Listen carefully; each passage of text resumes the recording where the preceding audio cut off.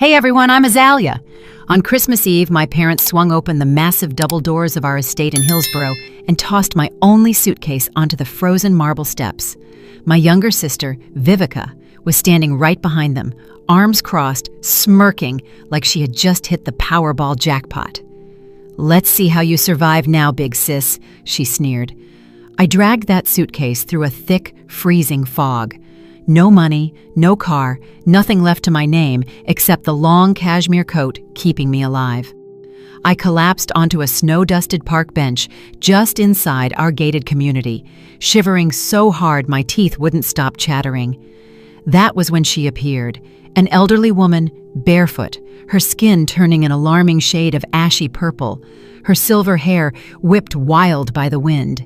She looked like the cold had already claimed her. Without a second thought, I stood up, took off my only warm coat, and wrapped it around her trembling shoulders. She grabbed my freezing hands, looked me dead in the eye, and whispered, "Kindness like yours is rarer than flawless diamonds." Then she walked away, fading into the mist.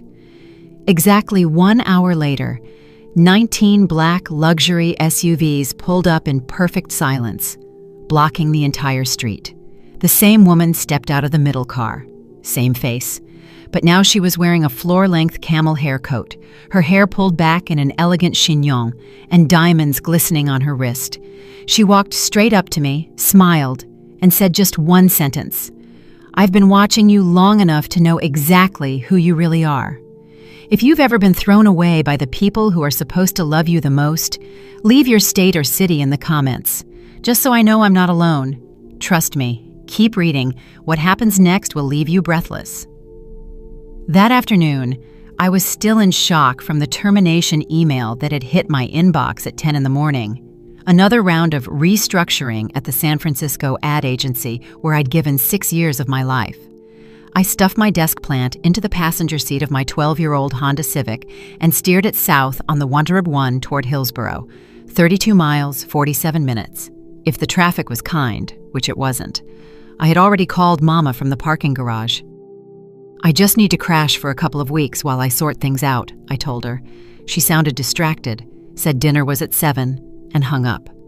When I walked through the double doors, the house looked like a spread in Ebony or Architectural Digest. A 15-foot noble fir dominated the 2-story foyer. White orchids were everywhere. Waiters in tuxedos were setting the dining table for 20. My father, Langston, was uncorking a bottle of Dom Perignon 2005 like it was just a regular Tuesday.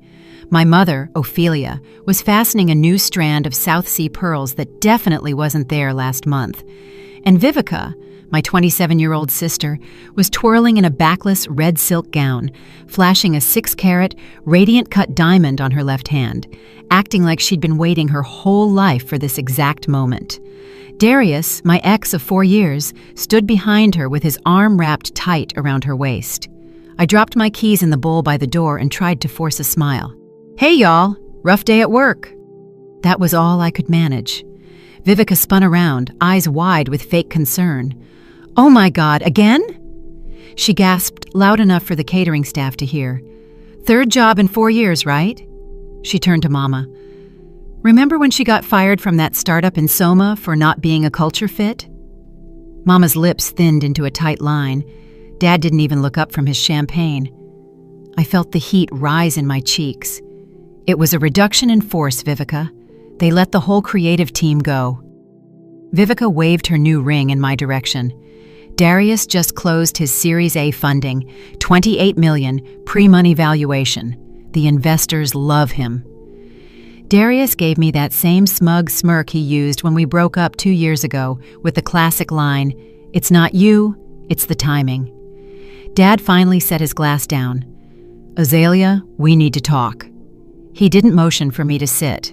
He never did when it was bad news. He told me, point blank, that last month he had amended the family trust. Everything, $38 million in assets, was now solely in Vivica's name. Irrevocable. Signed, notarized, filed with the estate attorney in Palo Alto. He said I was 32, capable, and it was time I stood on my own 2 feet. Mama added, We can't keep funding a lifestyle that doesn't produce results, Azalea. As if my salary ever paid for her orchids or her Birkin bags. I stood there with my mouth open, trying to process that my own black parents, people who preached about building generational wealth, had just legally disinherited me while I was standing in their foyer. Vivica had her phone out, recording. "Yes, this is gold," she laughed. "The big sister comes crawling back broke on Christmas Eve. Say something for my followers." I looked at Dad. "Are you serious?" He met my eyes for the first time all night. Cold. Final. "You have 20 minutes to pack what you need. Security will let you back in tomorrow. For the rest, you make an appointment." Mama didn't even look at me. She busied herself adjusting a gold ornament on the tree. I walked up the stairs on autopilot. The bedroom I'd had since I was 10 still had my high school swim team photos on the wall. I threw jeans, 2 sweaters, my laptop, and toiletries into my old Louis Vuitton duffel bag, the one Vivica hadn't stolen yet. Everything else, books, yearbooks, my framed diploma from Stanford, would have to wait. When I came back down, Vivica was live on Instagram, narrating like it was a wildlife documentary. "And here comes the prodigal daughter with one sad bag. Any bets on how long before she's sleeping in that Civic?" Dad opened the front door himself. The fog had thickened. I couldn't see the end of the driveway. The temperature was already dropping below freezing. I crossed the threshold. "Merry Christmas, Azalea!" Vivica shouted, sweet as poison. "Don't freeze!" The door shut with a soft, expensive click. The alarm chirped twice as it armed. And that was it. In less than 30 minutes, I went from daughter to intruder in the only home I had ever known. I stood on the marble steps in the dark, a suitcase at my feet, wearing the only warm thing I had left, that long cashmere coat. The second that heavy door sealed behind me, everything went silent, except for the blood pounding in my ears. I stood in the empty street trying to breathe, but the air felt like knives. My mind kept replaying Dad's flat voice, 38 million gone with a signature, and Mama refusing to meet my eyes. I was 32, and in one conversation, I had become a stranger to the only family I had. I started walking because standing still felt worse. The suitcase wheels rattled over the perfect pavement, the only sound for miles. Every mansion I passed had warm, golden windows and laughter spilling out, Christmas trees glowing behind gated driveways. Each one reminded me I didn't belong anywhere anymore. My fingers were already numb. I kept thinking, this can't be real. Any minute Mama will open the door and call me back. She'll say it was just a cruel lesson. But the alarm stayed armed. No footsteps, nothing. I don't know how long I walked, maybe 20 minutes, maybe an hour, until I found myself in the small public garden next to the old Episcopal church. There was an iron bench under a street lamp that actually worked. I sat down hard, let go of the suitcase handle, and finally let the tears come. I cried for the little girl who used to hide under that 15-foot tree waiting for Santa. I cried for every birthday where Vivica got the bigger gift, and I was told to be grateful. I cried because I had always believed that if I just worked harder, achieved more, kept my hair straight and my grades up, they would finally see me. Turns out, none of that mattered. I wasn't disposable because I failed. I was disposable because I wasn't Vivica. The tears froze on my cheeks. I hugged my knees to my chest and stared at the ground, trying to figure out how I was going to survive the night, let alone the rest of my life. That's when I heard the slow shuffle of bare feet on cement. I looked up and saw her. An elderly woman dragging herself toward the bench, silver hair matted and loose, thin shoulders hunched against the wind, skin so pale and ashy she looked translucent under the lamp. She stopped a few feet away, swaying slightly, and spoke in a voice raspy from the cold. "Young lady, do you know if any of the shelters still have space tonight? I've been walking all the way from Burlingame. Everything is full." I wiped my face quickly. "I'm sorry, I don't have anywhere to go either." She studied me for a long moment, eyes piercing despite the exhaustion. Then she slumped onto the bench next to me, leaving a polite distance. We sat in silence while her breathing steadied. I noticed her feet were bare and turning that terrifying shade of purple-white that means the damage is deep. Something inside me cracked. Here was someone who had even less than I did tonight, and she was still polite enough to ask instead of demand. I felt ashamed of my own self-pity. Without saying a word, I stood up, took off the only thing stopping me from freezing, and draped it over her shoulders. She seemed startled, then closed her eyes as the warmth hit her. Her hands, thin, trembling, veins popping, reached up and clutched the fabric. She turned to me, tears shining in those pale eyes. "What is your name, child?" "Azalea," I answered, voice cracking. She repeated it softly, like she was tasting something precious. "Thank you, Azalea." Then she did something I'll never forget. She took both my freezing hands in hers, squeezed once, and held my gaze for a long time. No words, just understanding passing between two strangers who suddenly weren't strangers anymore. After what felt like forever, she let go, stood up with a new steadiness, and gave me the smallest smile. She walked away, swallowed slowly by the night before I could even think to call her back. I sat back down alone, colder than I had ever been in my life, teeth chattering so hard my jaw ached. But for the first time since the door shut, the pain in my chest felt different. Lighter, like giving away the last thing I had somehow gave me back something I didn't know I was missing. The motel room smelled like stale cigarettes and cheap pine cleaner. I had been staring at the same Indeed page for hours, applying to anything that paid above minimum wage, when my phone rang with a number I didn't recognize. "Ms. Azalea Vance?" The woman's voice was crisp, professional, with a slight East Coast clip. "I'm Claudia O'Neill, calling on behalf of Madame Eudora St. Clair. She would like to meet with you immediately." I laughed out loud. I literally laughed because it sounded like a prank. "Who is this, really?" The line stayed silent for 2 seconds. "Madame St. Clair will explain everything. A car is waiting outside room 112. I looked through the peephole. 19 identical black BMW 760s lined the cracked parking lot like a presidential motorcade. The back door of the lead car opened on its own. I grabbed my keys and walked out in the same jeans and hoodie I'd been wearing for 2 days. She was waiting in the middle car, the woman from the bench. Hair now in a flawless low bun, a camel hair coat cinched at the waist, red bottom heels catching the sun. She looked 78, going on timeless. "Azalea," she said softly, like we were old friends. The door shut with a soft thud. The partition rose. We pulled away.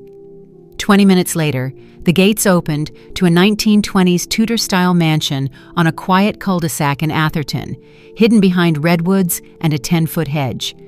I had driven past this street 1,000 times and never knew it existed. The inside smelled like cedar and roses. A fire crackled in a stone hearth big enough to stand in. Floor-to-ceiling windows looked out over a private lake. She motioned for me to sit on a cream sofa that probably cost more than my car. A butler poured tea, neither of us touched.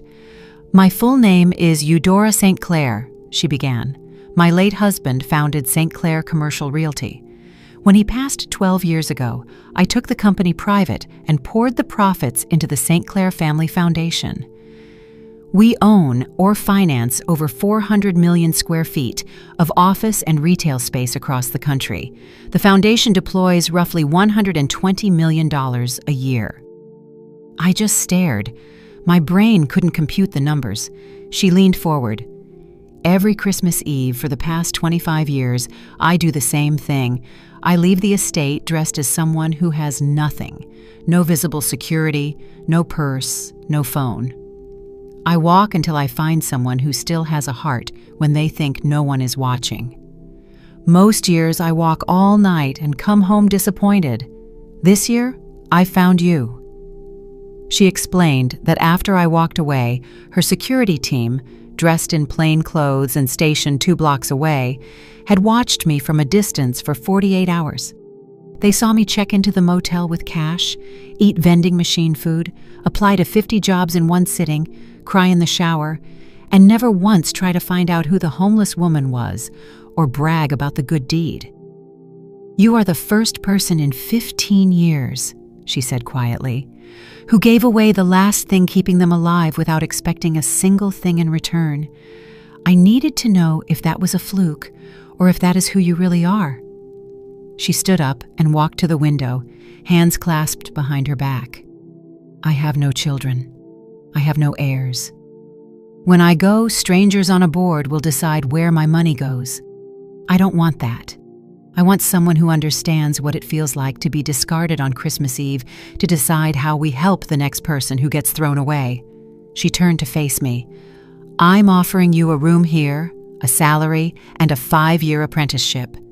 If at the end of it, you are the person I think you are, the foundation will be yours to run, not a gift, a responsibility. I opened my mouth, closed it, opened it again. Why? Was all I could say. Because, she said, eyes suddenly fierce. I know exactly what it feels like to sit on a frozen bench with nowhere to go and still choose kindness. I was 29 when my own father did that to me. I promised myself if I ever had the chance, I'd make sure no one who chose right in that moment stayed lost. She extended her hand. So, Azalea Vance, will you come home with me? I moved into the East Wing the following Monday. My new bedroom was bigger than my parents' entire downstairs, with French doors opening to a rose garden I could actually smell from the bed. Claudia O'Neill, tall, silver-haired, no-nonsense, handed me a leather binder the thickness of a phone book and said, "Welcome to boot camp." The first month was brutal. 6 a.m. runs around the lake with Eudora's ex-Navy trainer. Working breakfasts at 7:30, where I learned to read a 990 PF tax return faster than most CPAs. From 9 to 6, sitting next to Eudora in board meetings at the Foundation's offices on Sand Hill Road, taking notes while billionaires argued about impact metrics. Evenings were spent dissecting 20 years of grant files until my eyes burned. Eudora didn't want another rich girl playing philanthropist. She wanted someone who could turn dollars into changed lives without wasting a dime. Her favorite phrase became, "We don't give fish. We don't even give fishing lessons. We buy the damn river and make sure everyone can eat forever." She enrolled me in the executive program for nonprofit leaders at Stanford's Graduate School of Business. Full tuition covered, no questions asked. 3 nights a week, I drove the 5 miles to campus, sat in classrooms with executives twice my age, and learned to measure outcomes instead of intentions. Weekends meant site visits, shelters for battered women in East Oakland, after-school programs in East San Jose, housing projects for veterans in the Central Valley. I interviewed mothers who had escaped abuse with just their kids and a trash bag of clothes. I listened to teenagers explain how a safe place to do homework kept them out of gangs. Every story etched itself into me. Back at the estate, Claudia drilled me on governance, how to handle a rogue board member, how to say no to a senator's pet project without losing federal matching funds, how to fire a grantee caught embezzling without triggering a PR nightmare. I rewrote the entire grant application process from scratch. Shorter forms, faster decisions, mandatory site visits within 30 days of approval. Eudora read every draft and bled red ink all over them. Then she made me defend every single change in front of the full board. There were nights I fell asleep on the kitchen island with my face on a spreadsheet. There were mornings I cried in the shower because I felt like an imposter who would never be good enough.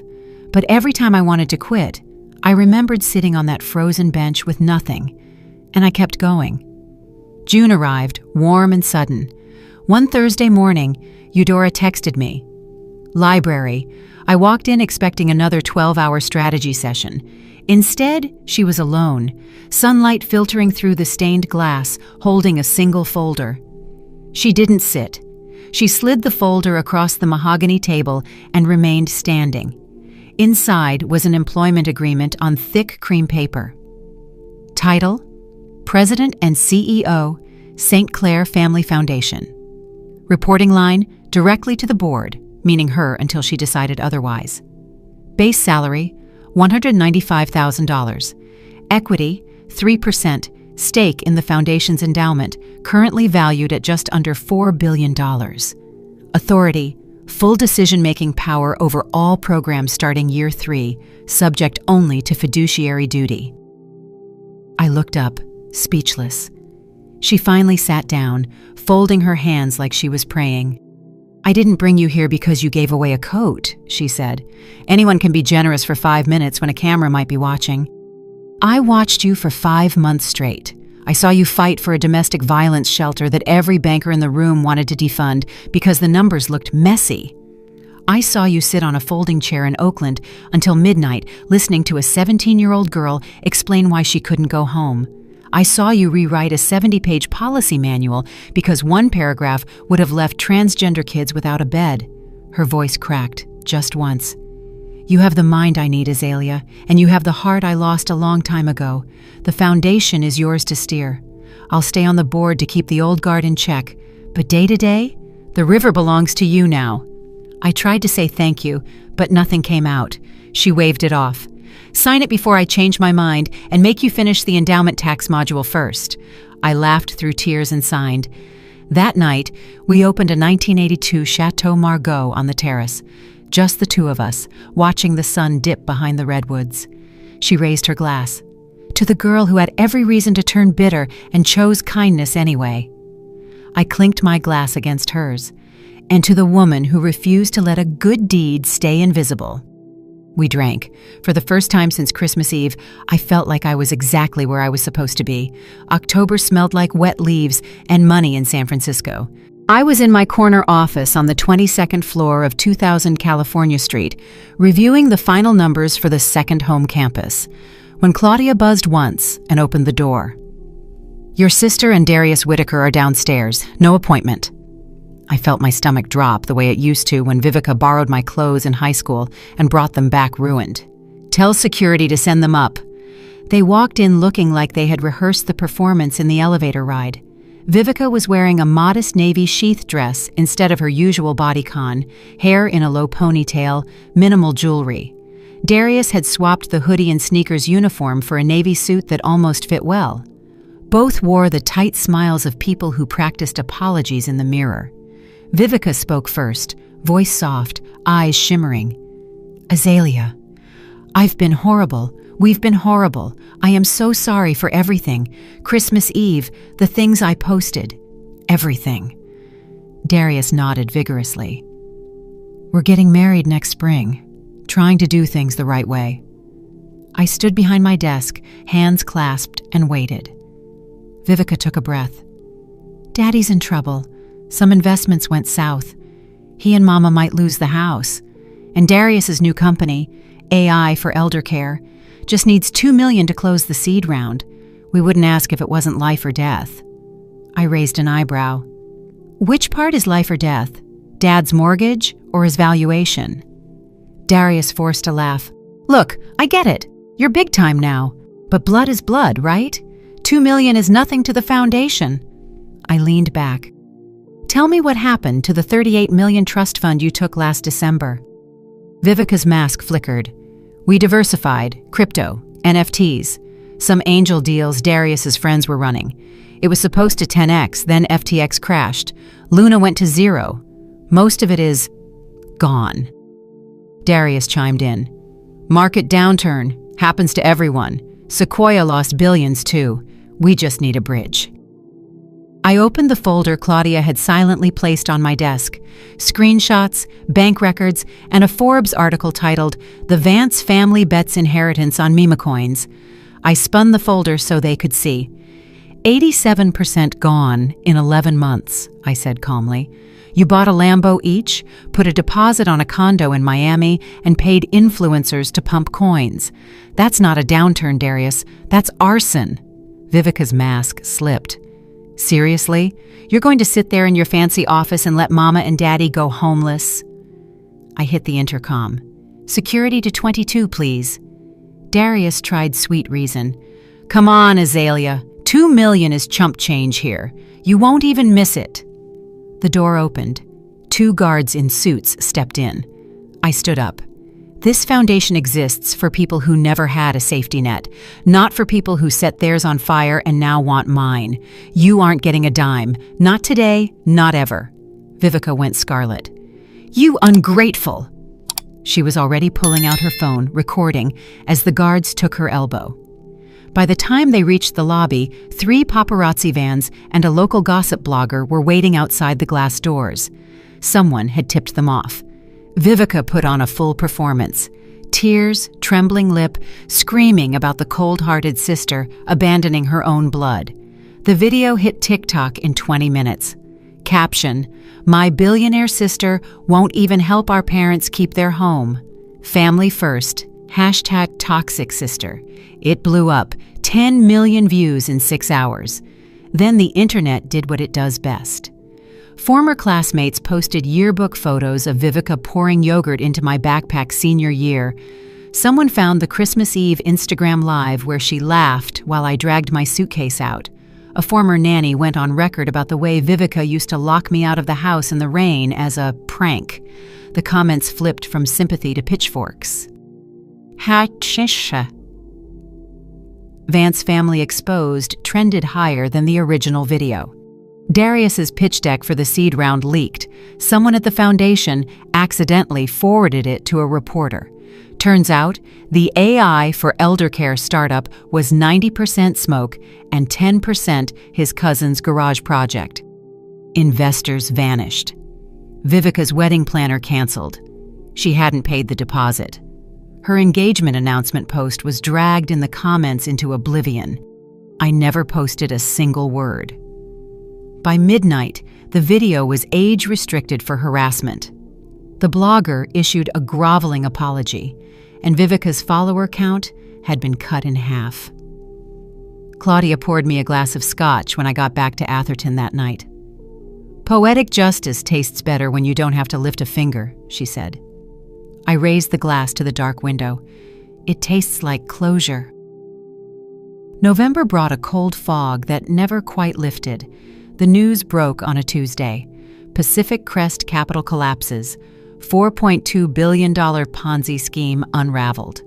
Dad had moved every remaining dollar, mortgage refinance, HELOC, even Mama's jewelry, into the fund 6 months ago because the guaranteed 18% annual return was going to get them back on track.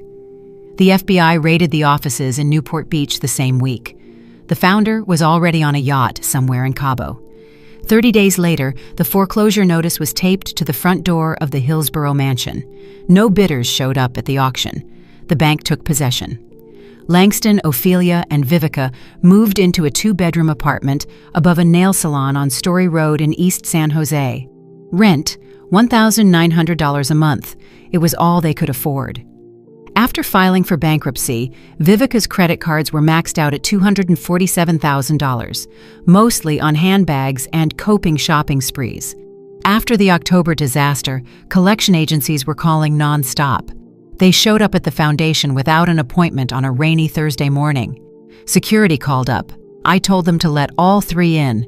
Dad looked 20 years older. Hair completely white, shoulders hunched, wearing a sport coat 2 sizes too big. Mama had cut her hair and dyed it a cheap drugstore brown that didn't quite match. Vivica wore no makeup, eyes puffy, clutching a knockoff purse like a life raft. I met them in the small glass conference room on the 22nd floor. No water, no coffee. Claudia stood outside the door. Dad spoke first, voice cracking on every word. "Azalea, you're my daughter. I know we hurt you. I know we don't deserve anything. But we have nowhere else to turn. The lease on the apartment is up in 6 weeks. We're going to be on the street." Mama stared at the table, twisting a handkerchief into shreds. Vivica finally looked up, eyes red. "Please, just enough for a fresh start. We'll sign whatever. We'll never ask again." I opened a slim black folder and placed 3 business cards on the polished wood. First card, Marcus Chen, Certified Financial Planner specializing in post-bankruptcy recovery. Second card, a debt management and financial literacy program. Free 8-week course funded by the foundation, held at the East San Jose Community Center. Third card, California Crisis Line for NAMI. National Alliance on Mental Illness, and a local therapist who accepted sliding scale fees. I pushed the cards toward them. This is what the St. Clair Foundation can do for strangers who lost everything through no fault of their own, I said, voice neutral. It is the exact same help we offer anyone who walks in here broken and scared. Dad's hand shook as he reached for the cards. Then he stopped halfway. That's it? After 32 years, that's all you have for your own father? I stood up. You had options, Langston. You chose to rewrite the trust. You chose to chase returns that looked too good to be true. You chose to stay silent when Vivica humiliated me for sport. Those were your choices, not mine. Mama finally looked at me. Tears were streaming down her face. We were wrong. We are so sorry. I looked her in the eye for the first time in almost 2 years. I believe you're sorry now, I said. But sorry doesn't rebuild a life. Work does. Courage does. Taking responsibility does. Vivica started sobbing, loud and messy. You're enjoying this. You want us to suffer. I walked to the door and held it open. No, I answered. I just refuse to pay for your suffering anymore. Security escorted them out. Dad never looked back. Mama whispered, I'm sorry, one last time as the elevator doors closed. Vivica kept crying until they hit the lobby. Claudia offered me a tissue I didn't realize I needed. They'll be all right, she said quietly. People who hit rock bottom either stay there or start climbing. You gave them the only ladder we're allowed to give. I nodded, watching the rain streak the windows. For the first time, the ache in my chest was gone. Not replaced by joy, just space. Space to breathe. The sky over East Palo Alto was the color of steel on opening day. Second home stood like a promise kept. 4 stories of glass and redwood wrapped around a courtyard where kids were already chasing each other between planters filled with rosemary and kale. 3,000 people packed the plaza, families who would live there, donors, city council members, every major news network, even the governor cutting the ribbon. I stood backstage in a simple black suit, heart beating louder than the brass band warming up. Claudia squeezed my hand once. Eudora, elegant in winter white, gave me the smallest nod from the front row. This was the project I had bled for. 200 units of permanent supportive housing, on-site medical clinic, job training center, preschool, rooftop farm, and a policy that no one would be turned away for lack of paperwork. The mayor finished his speech. The crowd roared as my name was called. I walked to the podium. The microphone felt heavier than any trust document I had ever signed.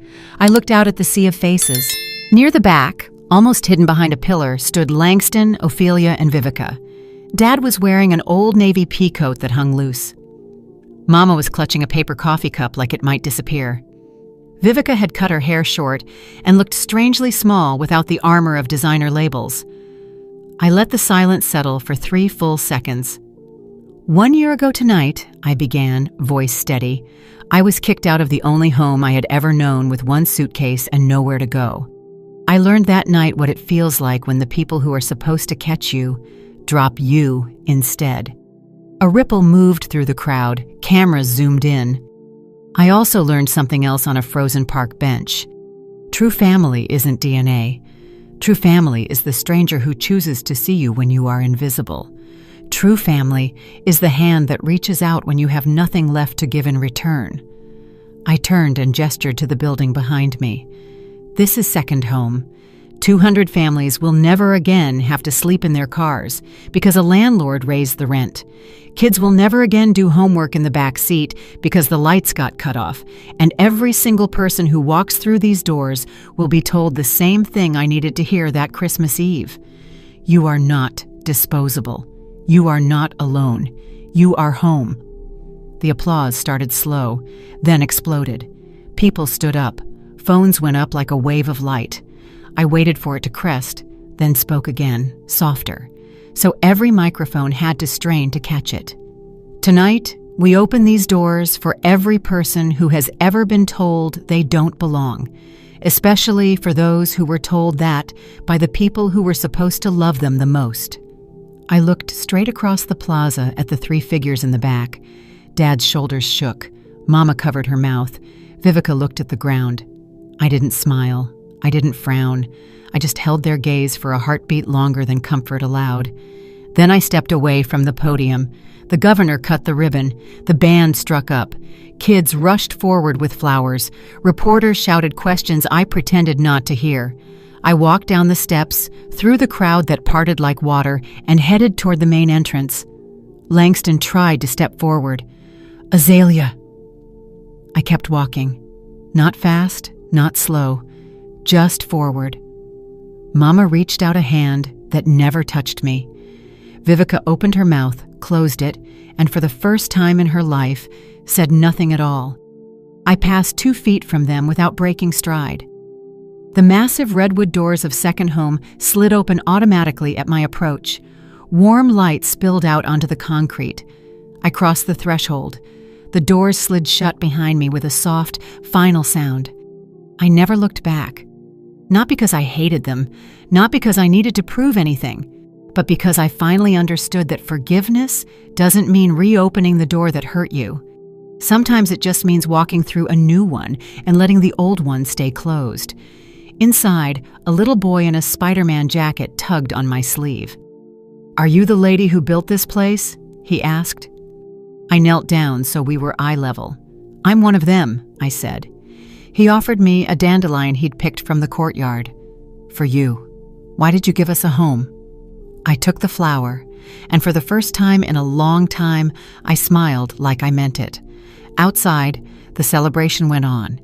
Inside Second Home, the future began.